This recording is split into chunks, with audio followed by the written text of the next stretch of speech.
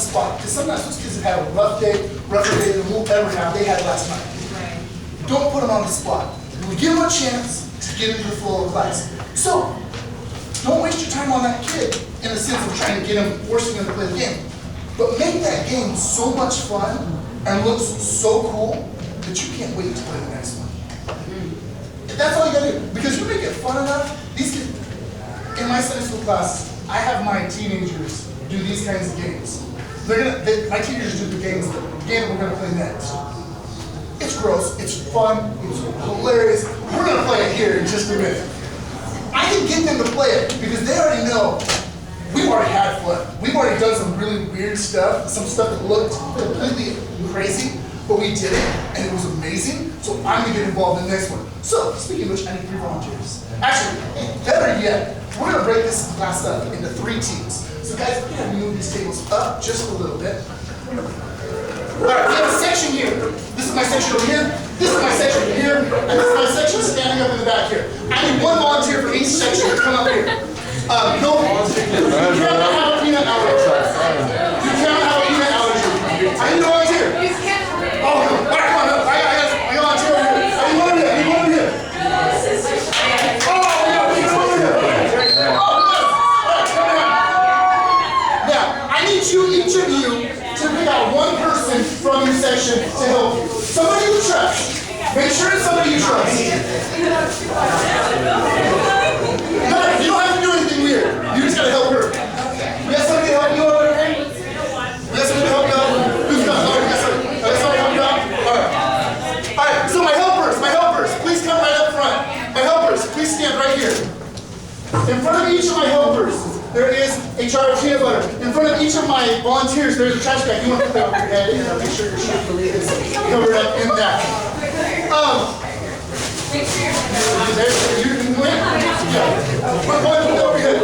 see, sometimes these games require a little bit of prep. I can't prep this ahead of time. So I've got to talk. I've got to be saying something. I've got to be doing something this entire time to build the excitement because I can't prep this ahead of time. You want to all nice and stand up?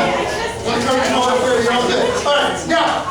Now helpers, come on the other side. In front of each of you, and you guys are going to share one here. There's a jar of peanut butter. You want to smear that peanut butter on their face. Please do not put it up their nose. Do not put it in their hair. Do not put it in their eyes or ears. All right. Use your hand, scoop out some peanut butter and smear it on their face. You're shaming her. You're shaming her.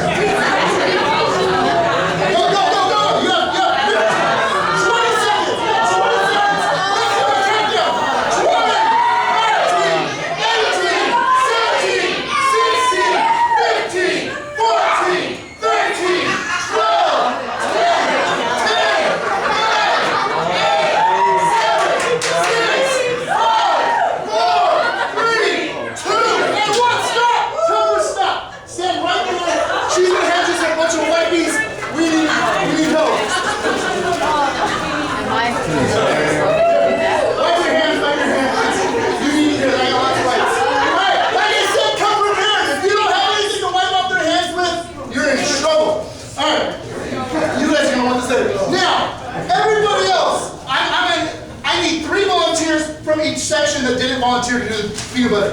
You don't have to do anything fun, or you don't have to do anything bad. You're going to be throwing things at these people.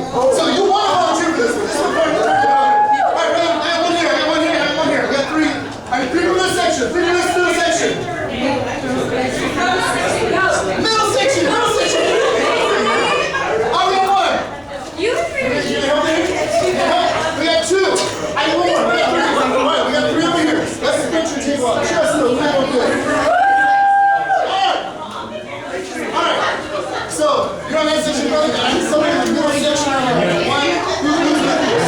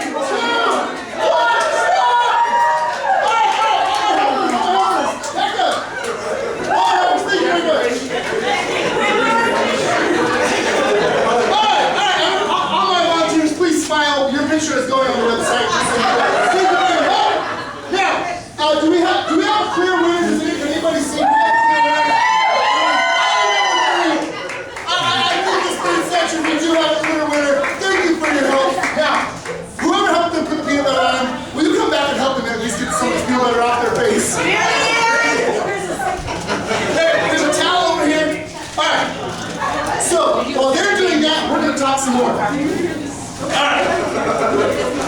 So, make sure the kids feel like.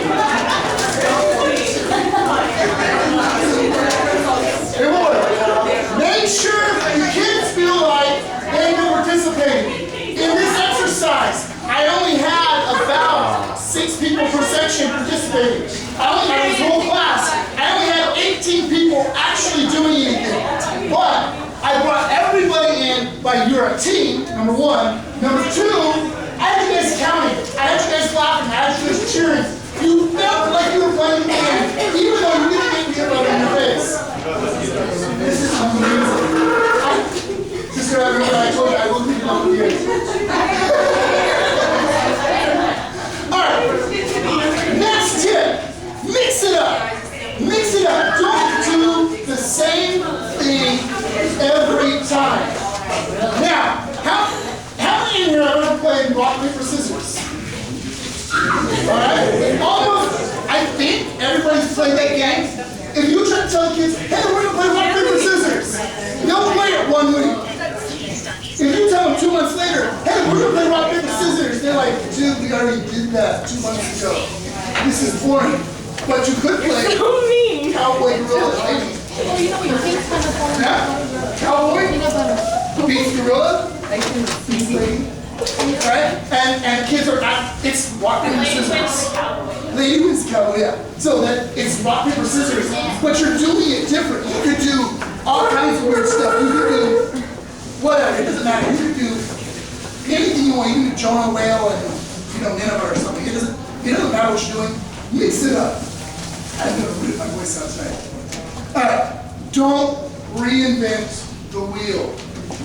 You don't have, this is my biggest pet peeve, if you will, is I have teachers come to me and say, look, Caleb, you do so good with the games. We have so much fun. I can't think of anything. Let me give you guys a hint.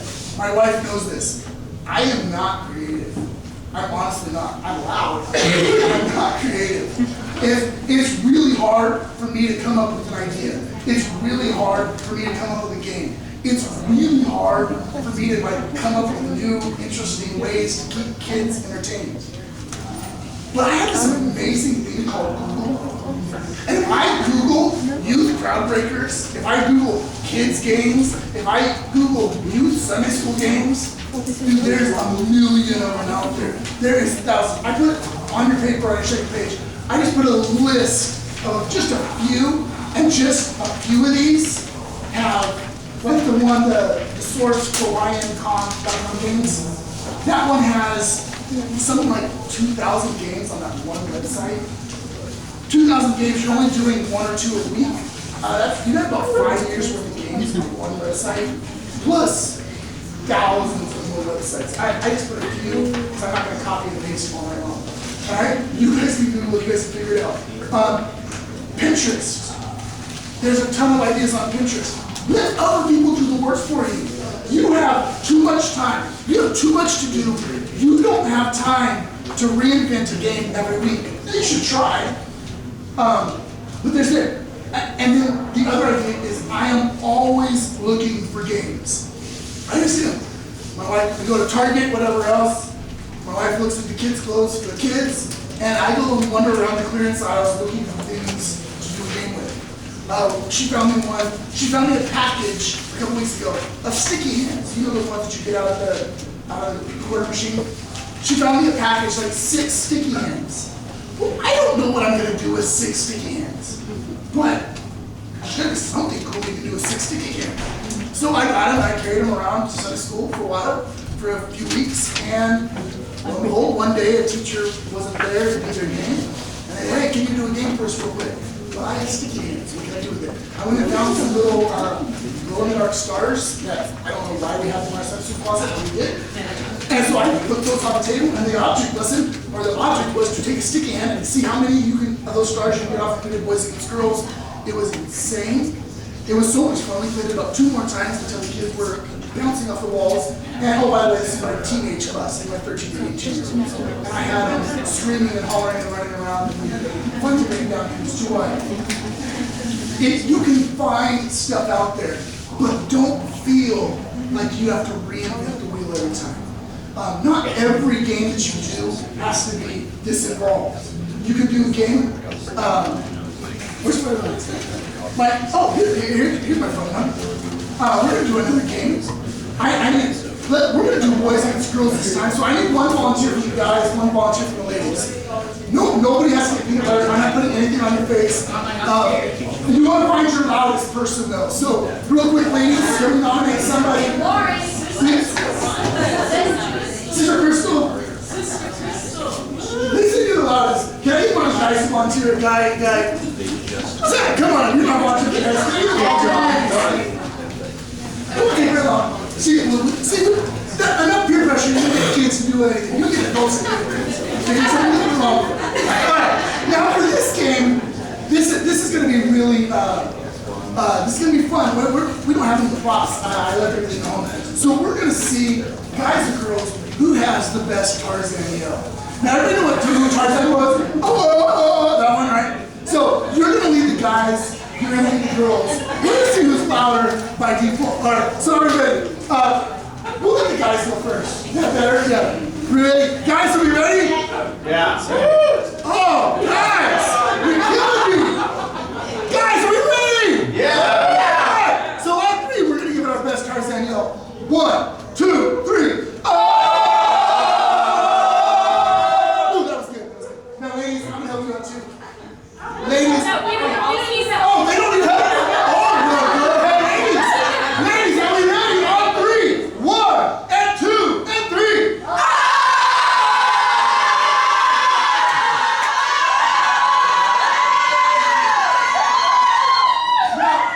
That was pretty much a landslide. Guys, I'm going to give you another chance to win this house. Guys, you guys didn't even do the chest beating. Come on. I need you one more chance to do this. So, guys, on 3. 1, 2, 3. Oh!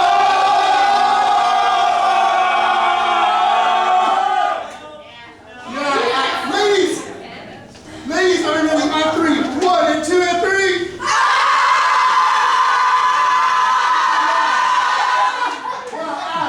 Guys, we just got routed. Ladies.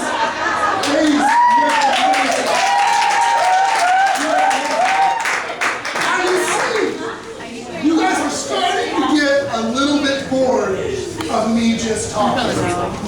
How do you notice people getting bored? They start looking away, they start looking at the paper, they start doing something, which is fun. It gets boring hearing somebody talk for 45 minutes. So you gotta do something to bring it up. Do a Tarzan yell. It doesn't matter what you do.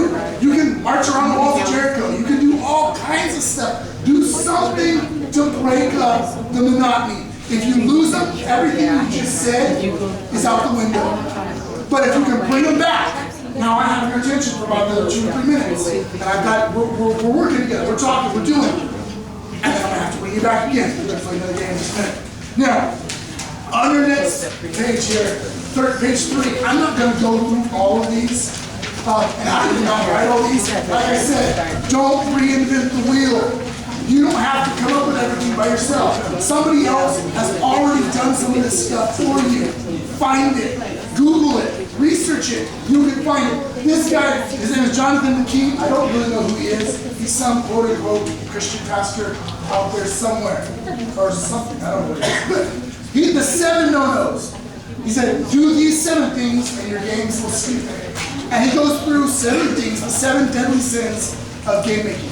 Number 1, and I violate some of these rules, and I violate them more in here because I'm dealing with adults. If I was dealing with kids, some of these I would never say. Number 1, don't tell the crowd you're going to play a game. Just start into it. Okay, everybody stand up, you have a card. Let's stand up, and you gotta find somebody, and you gotta either thumb wrestle them, or rock, paper, scissors, and get their cards from them. I'm not telling you, hey, we're gonna play a game, so I need you to fight. Nah. Just start, just go, just do it. It's the same idea when you start an altar call at the end of your class, or prayer at the end of your class, because you don't want to do altar call, but when you do prayer at the end of your class, when I'm done teaching my lesson, I don't say, okay, this is the end of my lesson, now let's pray.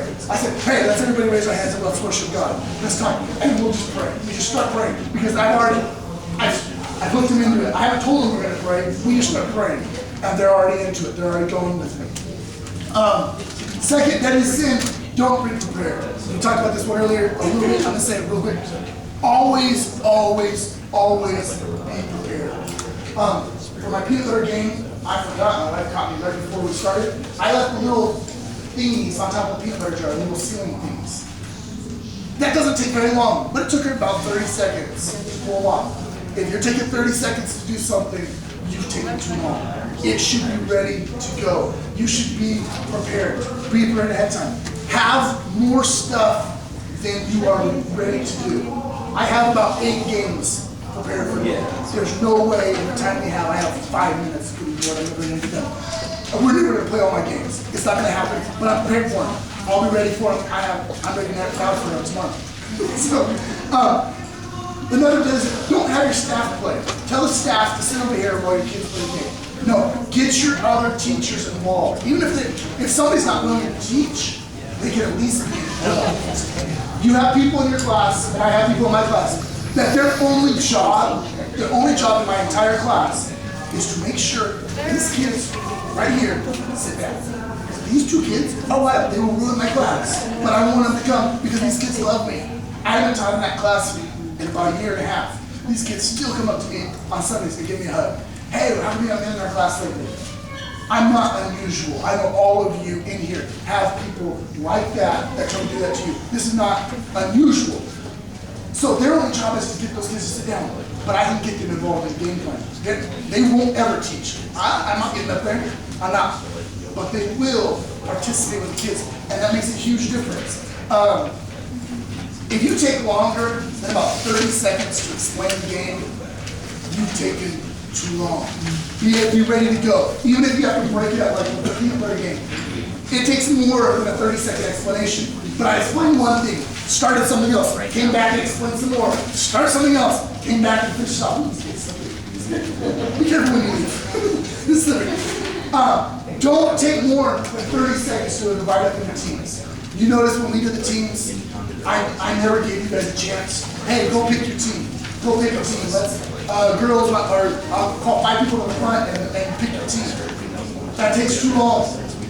And the other thing it does is it makes some kids feel I'm always picked last. Or somebody's going to get picked last, or it has to happen. And so you've hurt kids' feelings, or you made a kid cry, or nobody picked me because they missed it, or whatever. Don't give the kids a chance. Pick the teams once. Boom, boom, boom. We're done. Have dividing aisles in your class. It makes a huge difference. If you can do it, if you can pull it off, have a dividing aisle. You have dividing aisles, boys against girls. You have dividing in ages. You can divide it up all kinds of different ways, but do it fast. If you're not the one leading the class, or if you're the one leading the class and you're not doing the game for that one, make sure whoever's doing your game has a personality.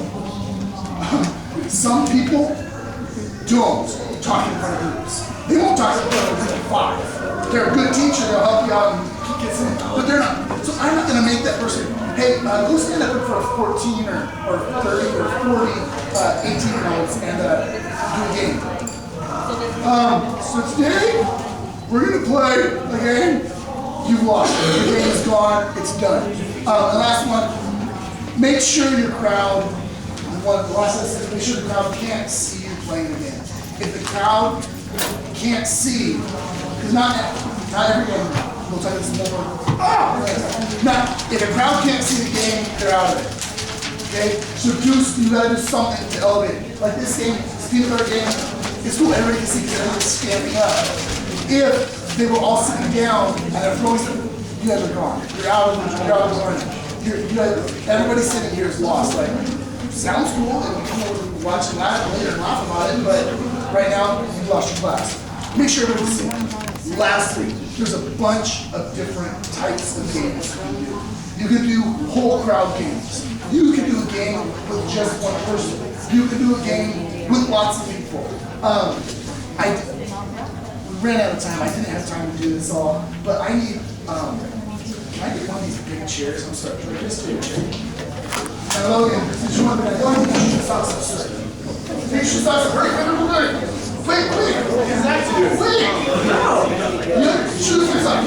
Hurry. Now, this we did not have time to pass the banana around, and I wanted to make sure you get it. You guys like it? Bring it. You shouldn't. Now, remember the very first game? He got the most cards. He won the banana. Bring your banana with you. Have some right here. Now, what we need you to do, Brother Logan, is we need you to unwrap the banana using just your toes. No. So we're all going to No. Oh, he's ready. He's ready.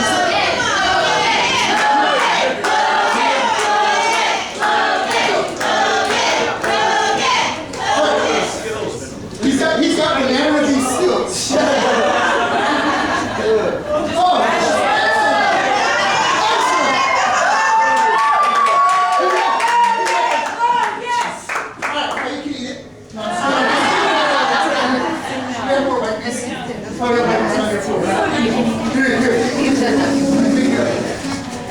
It doesn't require the whole crowd to play the game. We have one person. If you're going to do something like that, make sure the person you're picking is a good sport. See, Logan, you guys don't listen. Logan owes me. He squirted me with water in a little and I told him I was going to get him back, and he forgot about it, but now he remembers it. So make sure you get somebody that's a good sport. Make sure you get somebody that's really good. You don't want to embarrass somebody. You want your games to be fun. Remember, the purpose of games is to get kids to the lesson, to engage them, to pull them in, because the ultimate goal of all this. I have an hour, give me 3 minutes. I have an hour a week with some of these kids. For some of these kids, I am their only link to the God that made them. They have nobody else in their entire world that tells them anything about God, that tells them anything about love, that tells them anything about peace. They have no idea what any of this stuff is except what they see through me. I'm sorry, this is not bragging on me, this is bragging on all of us. All I am is I'm a conduit. That's all you are, is a conduit. For some of these kids, you are their only person they will ever see that tells them about Jesus. And so I don't have time to waste. If I'm going to do a game, I'm going to make it fun. If I'm doing a lesson, I'm going to make it fun. If I'm whatever, the entire goal of this entire operation is to pull them in and God conduiting it out to them and back to God. That's all I am is a middleman. I'm nobody special. None of us, but we can be a conduit to these kids. And that's what the whole point of this is. And so our job is to make this exciting. We're trying to bring them to God. I said, by whatever means necessary. I will become all things to all men. If I got to peel a banana with my toes, I did a lesson the other day where I ate a banana with the peel on. It was awful, but it worked. I had kids in the office that was done. My 6-year-old son, it was the first time I've ever seen him really pray in an altar. It's worth everything. I don't care. I'll eat a raw banana. I'll eat it with a peel on. This is too important. This is too big. We've got to make this work. We've got to make it exciting. Let's pray. Jesus, we love you. We thank you for all that you've done, all these teachers. God, you're so good to us. Help us to be exciting. Help us to be vibrant. And God, help us to bring these kids to you. We ask it in Jesus' name. And everybody said, amen. All right, God bless you all. Thank you for coming. Lunch is